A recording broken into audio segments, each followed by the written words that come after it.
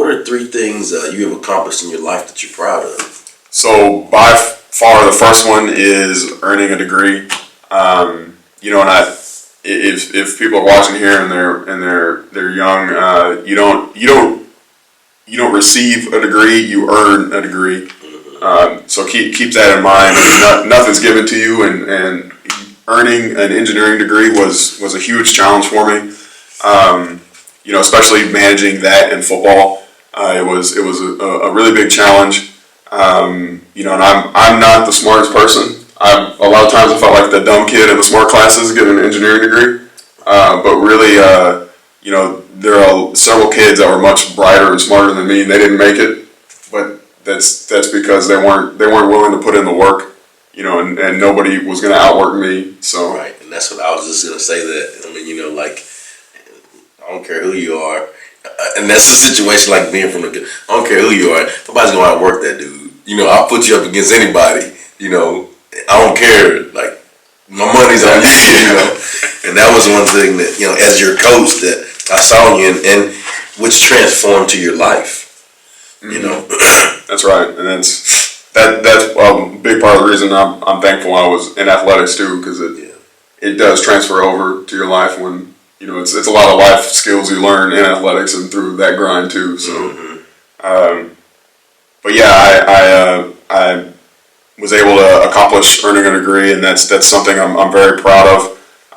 Another thing I'm proud of is I got academic awards through the Big 12 and the SEC for keeping 3.0s and above for consecutive semesters, which that's a huge accomplishment for me because my first couple years of college were, you know, it was pretty hard for me to come by a 3.0 or even lower. And you know, I'm really proud of that because I was able to turn the ship around. You know, and like you said, that part of the reason I was able to do that was because I was coachable.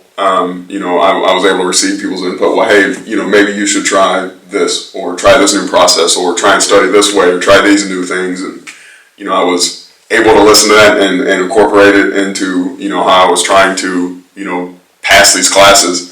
And, you know, through that and through trying new things and new study habits and new techniques, I was really able to turn things around.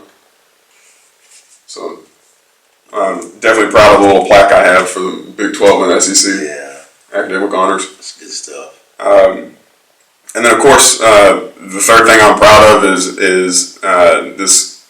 this might sound a little bit shallow, but I'm proud I got put on scholarship. And the reason I say that's not shallow. But I'm very team oriented, and that was a personal goal of mine. And you know, so I was really happy to accomplish that. My dad was happy because then he started looking at retirement right when he heard that. He even made a deal with me when I was a freshman. He said, "Hey, if you ever get put on scholarship, I'll shave my mustache." And I said, "Okay, Dad." And a couple years, you know, 3 or 4 years later, I got put on scholarship, and he said, "Hey, you remember that deal?" I said, "Dad, don't shave your mustache." He said, "Are you sure?" "I will. I'll keep my word." I said, "No." I said, "What if it doesn't grow back?" And he goes, "You're right. I'm not shaving it." That's too funny, man. Oh boy. He said that 40, 50 years since he could grow a mustache.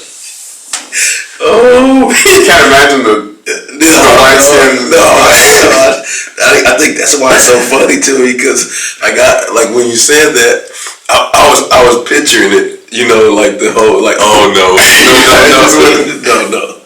I can't picture it. Yeah, because you're so used to seeing it. You know, it's like you say, you've seen it. When you say he's had it for 40 years, probably more.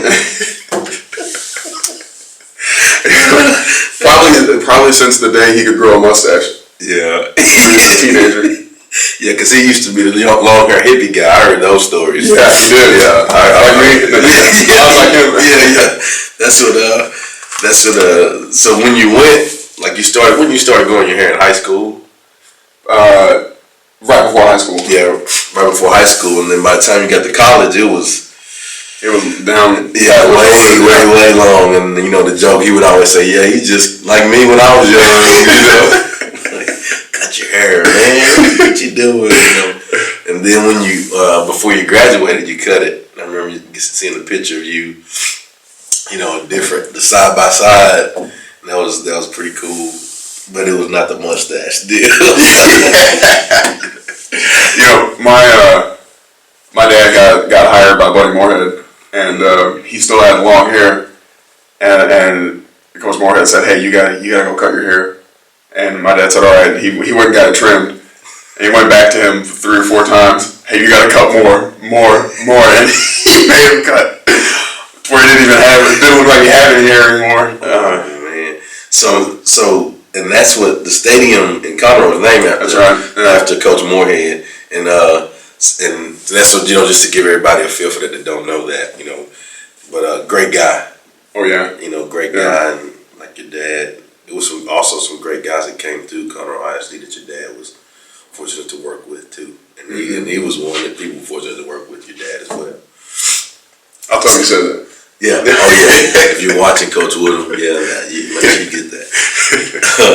But I didn't say that about the mustache. You can still make him run, too. So what is your definition of success? So for me, my definition of success is pretty simple, pretty easily defined. It's basically crossing the finish line. Whatever goal you set, whatever you're striving for, you meet it. If you decide to graduate, then you graduated. I mean, it's just couldn't be more simple than crossing the finish line, accomplishing your goal. But to me, what is more important isn't the finish line. It's how you got there and the process that took you there. So for me, and this is my personal experiences and what's worked well for me in the past. And what's helped me accomplish lofty goals that I've had and cross that finish line is first off, set a goal. Just set a goal, but it can't just be any goal. I mean, if you're trying to accomplish something, if you're striving for something that's worthwhile, you definitely want to set a goal for something that you care about, something you love, something that means something to you. And the reason I say this is because whenever you set goals for things that are close to you and things that have a deep meaning to you, all the other intangibles that you need to accomplish that goal kind of fall into place. Exactly.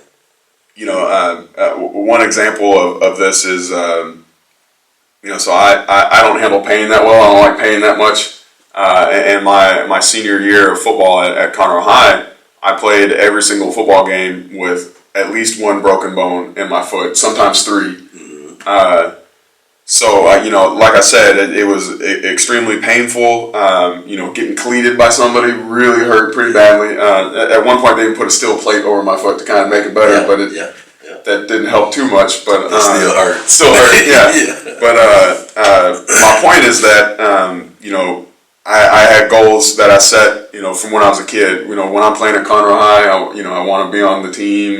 I want to win games, and my teammates meant a lot to me. Conroe High meant a lot to me. You and the coaching staff meant a lot to me. All of that meant way more than the pain I was feeling in my foot. At the end of the day, that was just one hurdle that I wasn't going to let stop me, because the goals that I had meant more to me. That's good. That's good stuff right there.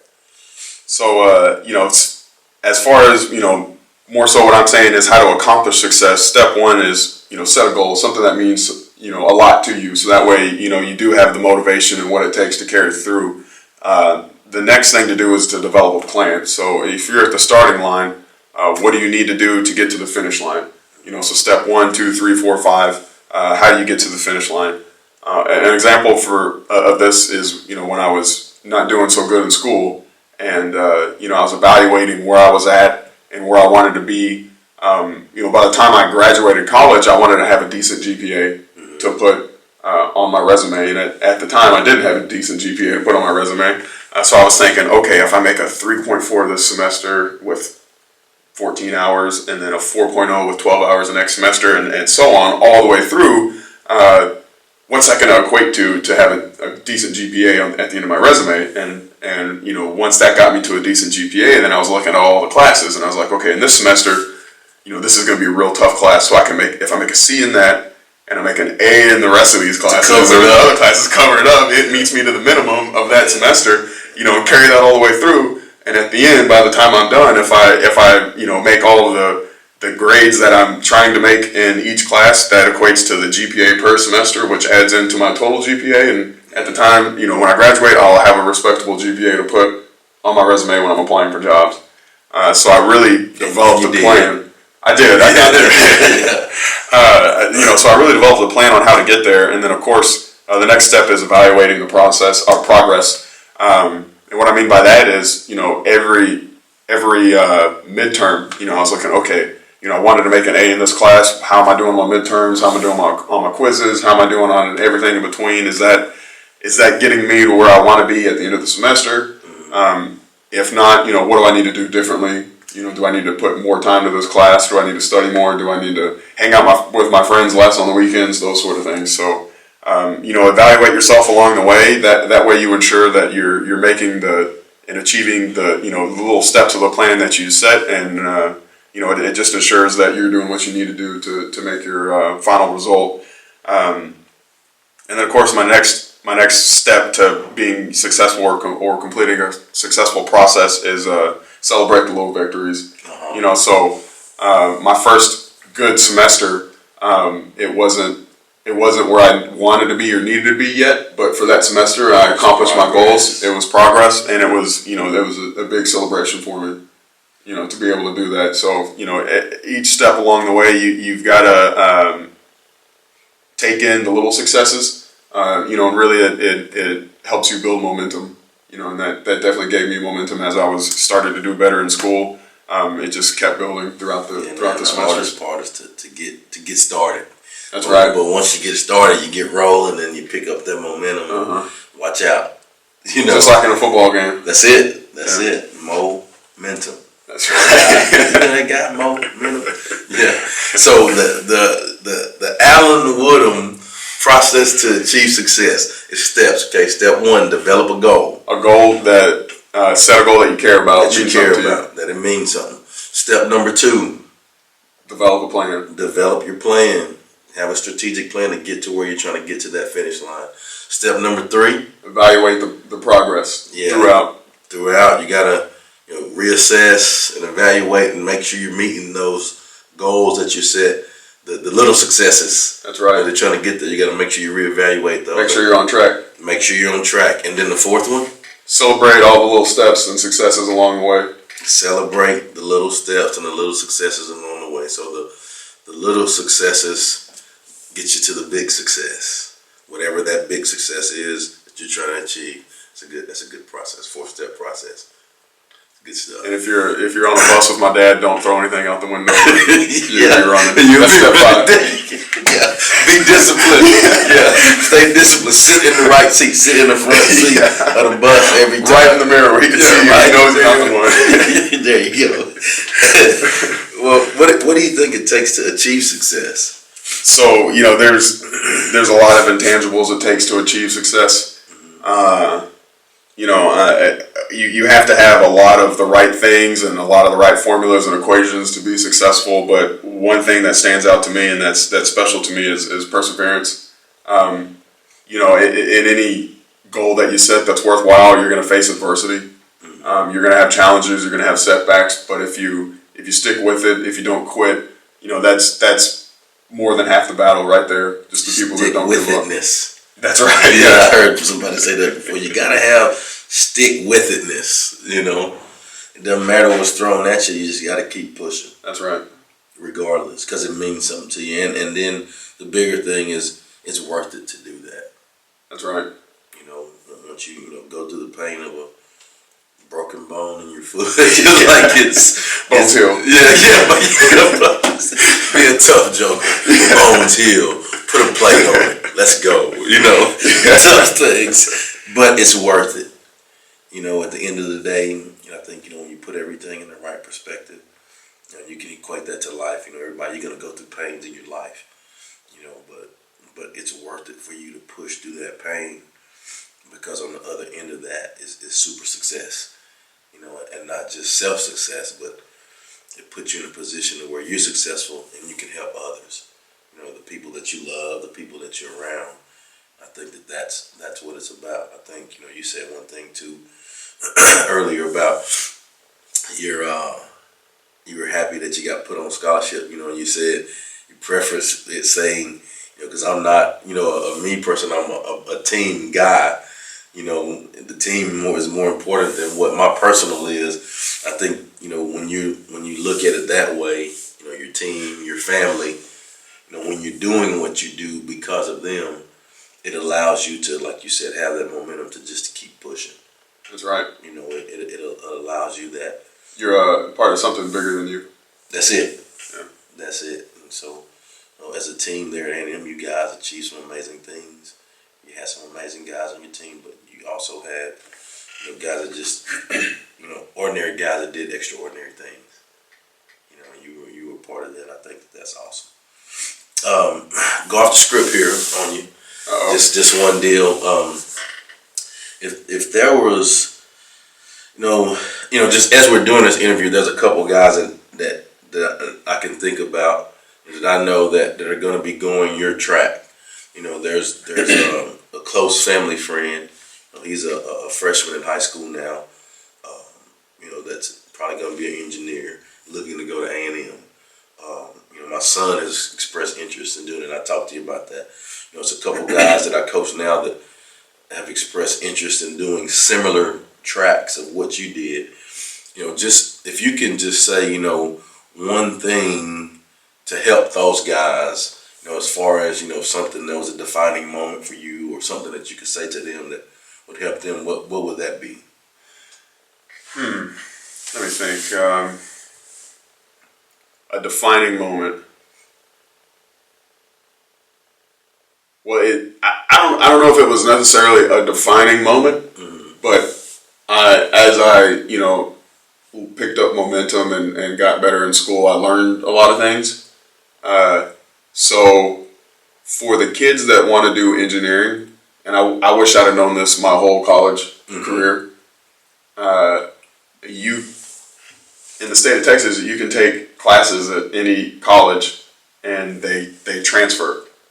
So I started getting killed in calculus. By the time I got to calculus 4, I took that at Blinn. Oh yeah. And it was a fraction of the cost. It was pass fail, and it legally had to transfer over to my degree plan at Texas A&M. So it was cheaper. It was pass fail, didn't hurt my GPA, and it was. I wish I'd have done that with all my math and sciences. So that's the first one: is wise up to all the ways you can help yourself. If I'd have known better, I'd have taken all my physics, all my math, all that stuff at Blinn. Yeah. Rather than trying to weather the storm at it's same curriculum, same everything. It was same but different. It was 10% of the cost. Yeah. And so what I would do is in the summer, if you're a kid going to college and jump on top of that. If you're going to A&M and you're home for the summer, take some hard classes at Lone Star. Those are pass fail. They have to transfer. They're cheap. You get them over with quickly, and those are tough classes. And if you don't do too hot in them, they don't hurt your GPA. So that's a good workaround that I learned, and it definitely helped me a ton. Yeah, that is a good one right there. The next one is get to know your professors. My first couple of years of college, I was in some really big classes. Sometimes 100 people in a class, and I didn't know any of my professors. They didn't know me. I was just a face in the crowd. And by the time I was a junior and senior in college, all my professors knew me by name. I had a relationship with them. If I needed anything or had any questions, I could go talk to them and get help from them. And just knowing people and being respectable and talking to them, that can definitely help you out in the long term too. I think too on the other end of that, when you know you have someone that truly cares about what they're doing, you're more apt to help them too because hey, it means something to that guy. If that guy, That's right. and all of these people, it's like me in college in math. I had a hard time with math from the day I can remember doing math until the day I didn't have to take any more math classes. I had trouble with doing math stuff, and I can remember meeting with teachers after school, working on math. High school, same thing. Then into college, I had to have a certain amount of maths. And just like you said, I knew, my other classes, I can get some A's in, but I knew that I'm shooting for a C. I'm shooting for a C. In those math classes, I'm giving everything I got to give, but I'm it's probably just gonna be a C, or D, which D was passing or whatever. D for degree. D for degree.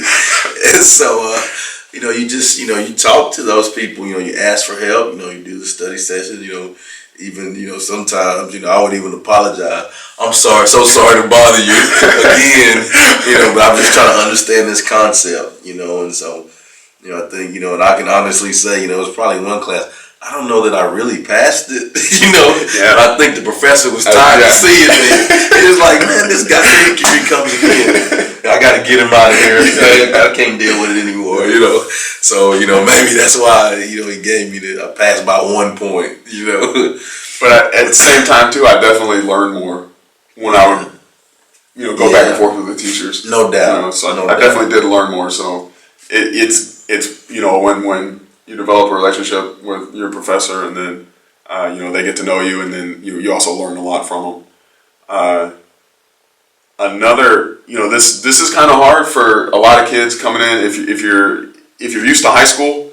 At least in my experiences at A&M, it's kind of like a culture shock for the way these classes are. A lot of professors when they're teaching you, they'll teach you 2 + 2 = 4. And then on the homework, it's okay if you had 100 divided by 50 + 3, -4. So it's a little bit more complicated on the homework. And then you get to the test, and they want you to calculate how long it takes a baseball to get to the moon if you hit it at like 1,000 miles an hour. I mean, it's just like and so you're 2 + 2, and that's what they gave you on the board too. Yeah, that's what he did in class. So you got to figure out all that stuff in between. Yeah, and my point is that a lot of the learning is put on you, and you have to take ownership of your own learning in college. So just be ready for that, and know that it's almost like the professors. Maybe they want to teach theory, which is good to know, good background knowledge. But then on the test, you have to actually calculate real stuff. So you have to do that every day in your profession. That's right. Your degree. And then another thing I learned, and this is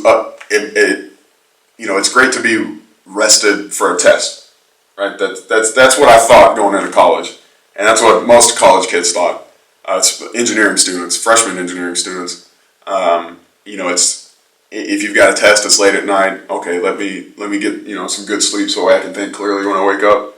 Well, I found it's a lot better to be worn out and prepared for the test than fresh and not know how to do any of the questions. That hopefully you're not quite as bad of a procrastinator as I was. I mean, a lot of it, full schedule plus football, and a lot of times, I have a pretty condensed schedule, and then the night before the test, that was a big time for me to study, and I was totally willing and able to pull all-nighters. I would literally not sleep the night before the test. I'd study all night, and being completely drained, but knowing how to complete a lot of the curriculum and a lot of the questions, that's far better than being rested and ready, or being rested and not ready at all. I mean, if you don't know how to do something, you don't know how to do it on a test. So period. Good sleep or not. Yeah, that's right. So you got to be prepared. So be willing to sacrifice, but that actually probably was a turning point for me when I was like, okay, if I gotta stay up all night, I gotta stay up all night. That was probably the turning point for me. Was